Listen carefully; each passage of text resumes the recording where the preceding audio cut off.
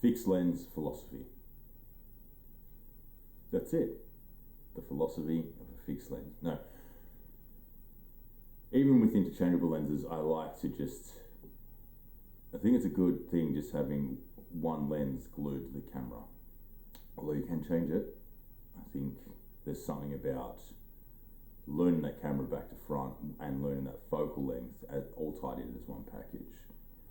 I think something like the Olympus 35UC, something with a fixed lens on it as well, where you can't take it off. I think it needs a moderately wide focal length. I think 40 is probably pushing it. Oh, I wouldn't want one at 50 is what I'm getting at, but you could still make it work with 50. But my point is, there's something about having a lens that's very versatile and then learning everything about what you can shoot with that lens, exploring the depths of possibilities. And then that lens and that camera combined becomes second nature. And you can do the same thing with the interchangeable lens camera, like an SLR or whatever camera you can change lenses on. But I use that approach as well. So my F3, as I've said, 97% of the time has a 28 on it.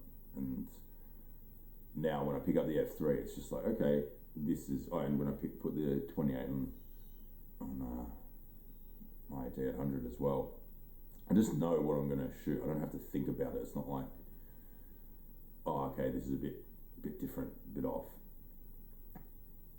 It just becomes a pairing. So there's the pairing with the camera, and then there's a pairing with your eye and your brain when you become familiar with the focal length on that camera body. And especially for learning, I think it's very important sticking to one option. Limiting options will help you progress faster because there's less distractions.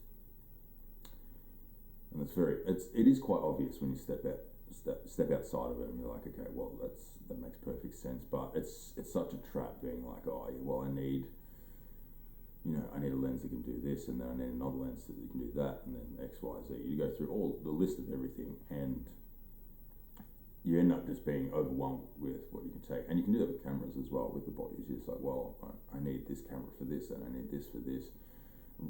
Whereas you should, I think going in with the approach where it's just like, okay, I've got this one lens that doesn't quite work in every situation. Works in most for the individual. For me it's 28. I can get away with nearly any situation with just having the 28mm. Then when I get into spots where I'm like, I don't know how I'm going to frame this. I don't know how I'm going to make this work. You know what you do? You end up moving yourself around and trying to play and explore with making that frame work and making that setup work with your environment. And the idea of just being able to like, well, I'll just switch lens is very convenient, but then it also takes you out of that present state that you're in.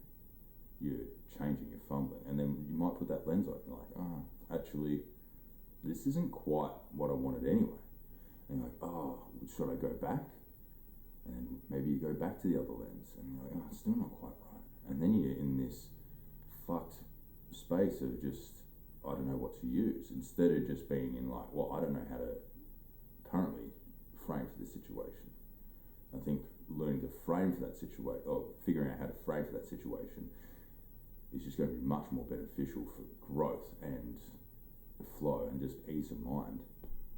So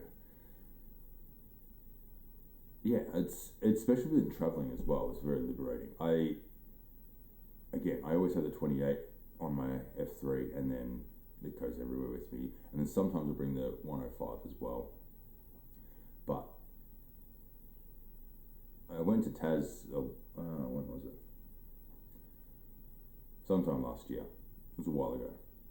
And then I brought the 105 as well, and I found myself in those situations. I'm like, and there's so much compression on the 105. I thought it might be okay for some landscape stuff, just because we were driving around.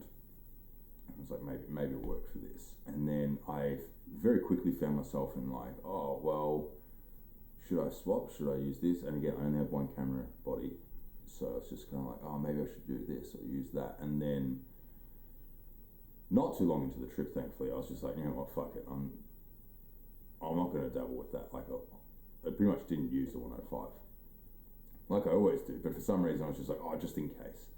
And then looking back on it, there's a few photos. I took some good photos on the 105 as well, but nearly all of the ones I loved are on the 28. I was just like, oh, if I just left the 28 on there and only brought the 28, then I would have got the shot, or I didn't get the shot. Not being like, oh, I should, like being torn between which lens to use and which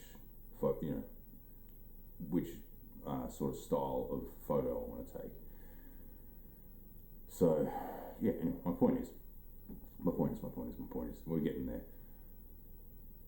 When you're learning, and even when you get to a good level, like an intermediate level, I think just sticking with one lens is very beneficial for developing a style and just developing your confidence and growth within knowing the scene and knowing how you're going to frame a scene, knowing what you're going to shoot, and having your eye dialed into that fixed focal length in your eye. So, anyway, fixed lens philosophy.